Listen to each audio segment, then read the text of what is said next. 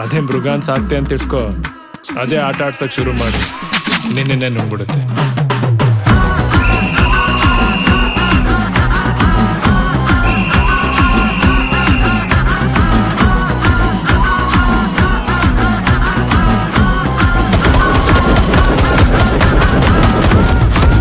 ಇನ್ನೊಂದು ವಿಷಯ, ಇದು ಇಲ್ಲಿಗೆ ನಿಲ್ಲಲ್ಲ.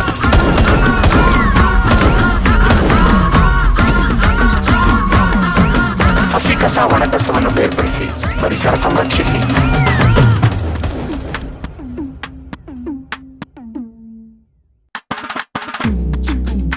ನಮ್ಮ ಮನೇಲಿ ಹೇಳೋರು, ನಿನ್ನೊಳಗೆ ಮಗುನೂ ಇದೆ ಮೃಗಾನೂ ಇದೆ ಅಂತ. ಮಗು ತರ ಇದ್ಬಿಟ್ರೆ ಬದುಕನ್ನ ಆಟ ಆಡ್ತಾ ಕಳಿಬೋದು.